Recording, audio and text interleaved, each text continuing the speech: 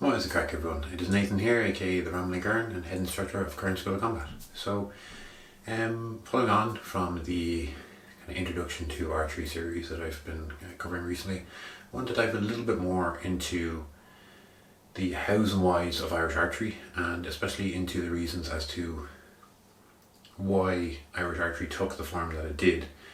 And for me, it's a very fascinating history because, as I mentioned, in the Bronze Age and into the early medieval period, archery was not very popular in Ireland. It was primarily, from what we can see, used for hunting and then slowly adopted for war, to by the end of the medieval period it was basically exclusively used for war. Also, obviously, at this point many of the forests were royally owned, so hunting was forbidden. But it is a very fascinating history in how it develops, but I think it's very important to understand the context of why archery in Ireland was so important. So to kind of touch on that, first you kind of need to understand why archery was the way it was in Ireland. And for that, warfare plays a big role in it. So one thing that I think is a very common misconception in depictions of medieval warfare is huge open big scale battles. Now these did happen, but they were very much the exception to the rule, and they did happen in Ireland, but there's very much this perception that Ireland was only small skirmishes and small battles here and there, no large pitch battles. There were very large pitch battles, but it was very uncommon, much like it was in the rest of Europe. One thing, however, that was very common was siege warfare of various different types, and that's really where we see archery come into its own in Ireland.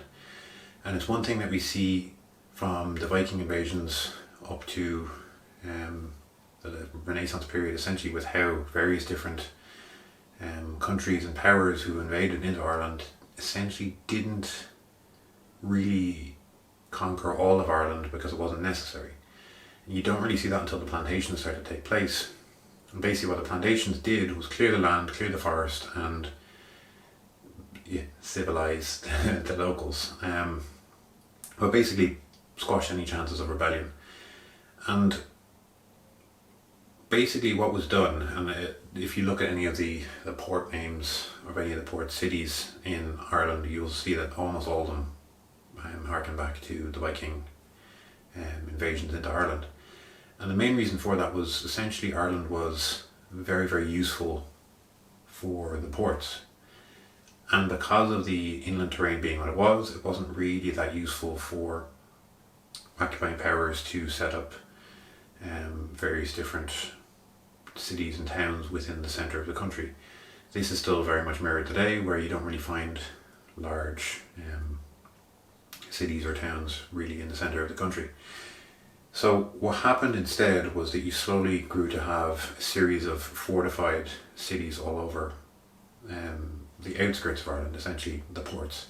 And what I was getting at with the Vikings is that you see the towns like Wexford, Waterford, and Dublin, all of these sharing Viking names. And this is where we see the largest amount of archery taking place in Ireland. And obviously, as a result, this is where we see the largest record of archery taking place in Ireland. And it's really fascinating that in the Viking period, it's not especially popular even amongst the Vikings. There is, of course, archery taking place, and this is where we start to see the rise of it. But it's not really until the Anglo-Norman invasion where we start to see archery really take off.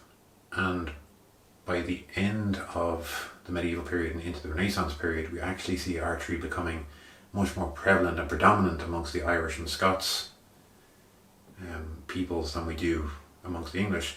And that's kind of what I wanted to touch on today. And one of the fascinating things about cities is that we have city muster rolls and city militia rolls. So I want to touch on a few records of this, and a lot of these records come from Andrew Halpins' work on archery in medieval Ireland, which I'm going to dive into extensively because it is a superb piece of work, and one that many people would not have read or won't have the time to dissect bit by bit, so something that I kind of want to do. So one of the earlier records we have of how armies are comprised is during the Norman invasion, and we have the very famous man Giraldus. Now obviously his records need to be taken with a pinch of salt, but it does give us a really interesting overview of the sort of forces that were here during the invasion of Ireland. So basically how he lays it out, we see that there's roughly 2% men-at-arms, 34% archers, and 64% infantry of other types.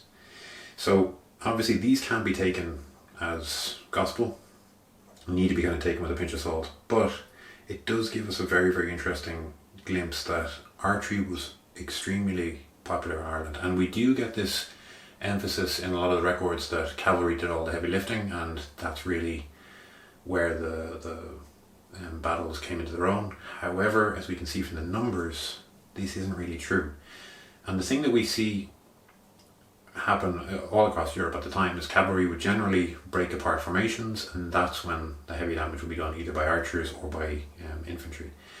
And one thing that we do see, if we kind of fast forward a little bit into the 13th century, is this amazing poem basically about the city of New Ross, or the town of New Ross I should say, but I guess kind of by modern standards it would have been closer to a city at the time. But anyway, basically it's laid out as follows.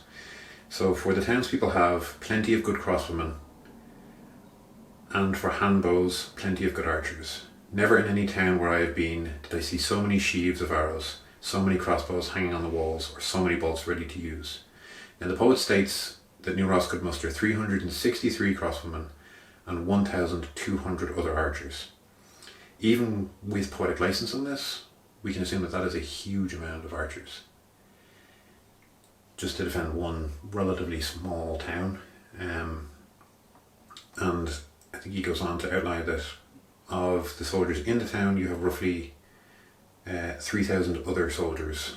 So you're talking almost, what is that, almost half, a little under half, of the actual force defending the town were archers. And this kind of shows you this sort of warfare that was taking place. So, like I said before, the terrain in Ireland very much dictated the war that happened and the sort of wars that would be carried out. And the Irish became incredibly proficient in the style of warfare that suited that terrain. And you can see this by the weapons that were being used, but also you see this by the weapons of the occupiers. So as time progresses, we see the percentage of archers increase gradually. And as we basically progress through history, we start to see these numbers increase and increase. And one of the interesting things, by the time we get into the 1500s, we see obviously the adoption of guns and muskets and arquebus.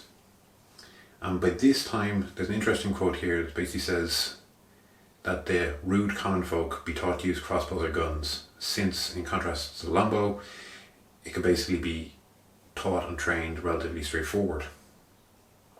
And one of the interesting things that we see here is that while artillery you see kind of sporadically appear in Irish battles and kind of references to it, we see a gradual increase of musketry and basically firearms being used in Ireland as time progresses. So by the time we get into the 1400s and then into the 1500s, you do see quite a uptake in handguns being used, and a very much a push by the English forces of the time to basically adopt and use modern technologies and use guns because they didn't require the training that longbows did. However, there is a very, very interesting thing that happens in the kind of 15th into the 16th century, where we start to see this tradition basically start to die off, and the English kind of lament the fact that this basically was going into decline. And there's a very interesting account from 1584 where there's a force that lands in Ulster of 2,400 Scots, and of these 1,100 of them are archers. And Lord Deputy Perrot noted that of the Scots bowmen, they have done more hurt in the skirmishes than our shot have done. So that kind of gives you a bit of an interesting insight into how effective the archers were and how the English started to regret their decision for slowly adopting the modern firearms and the decline of archery as it happened. And you can see from that force, almost half of them at this point are archers. And that's where the very interesting turn happens in Irish and Scottish society and culture, where you basically start off with them using next to no real archers within their own forces, to by the time you get to the 16th century, almost half of their armies are being composed of archers. So I think it's just quite an interesting thing to kind of understand the overall picture and the context of Irish warfare before you kind of dive into the specifics on archery. Now, if anyone has any specific questions on any of these topics, please let me know in the comments down below. I'm more than happy to dive into them. But I think it's fascinating that while the occupying forces in Ireland rely heavily on archery basically to defend the towns and cities that they'd taken, they didn't really require many other troops. And you see throughout this time the prevalence and importance of archers, especially in the muster rolls. You see the numbers of archers slowly grow to a larger and larger percentage of the armies that were stationed here. But interestingly, you also see the converse within the Irish armies, where they go from very little in the realm of any sort of archery being used to the point where vast numbers of the soldiers in the armies are archers. So really interesting cultural change, and also a very interesting style of bows that we see depicted with the Irish and the Scots at the time. Now, I do hope you enjoyed the video. Like I said, I have a good few projects in the works at the moment. Do hope you enjoyed the video last week of a little overview of the Antrim seminar. I will be touching on more bata material in the coming weeks and months. If there's any specific topics that you'd like covered, please do let me know. If you have anything that interests you with regards to archery, again, please let me know. I run classes in Irish stick fighting in Dublin City Centre on Tuesdays, so if you're interested in those, please do get in touch.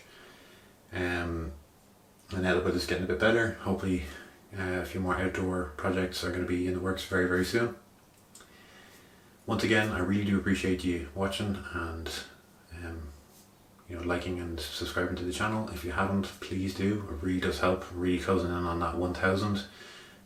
Really hope to get it done this summer, because it'll really give me a big push to be able to continue with these projects and to fund more interesting and more extensive projects that I really plan on working on. And these things are all being paid for by me, going into the back pocket. So any support that you guys can give, I really do appreciate. So once again, thank you very much for watching, and slán.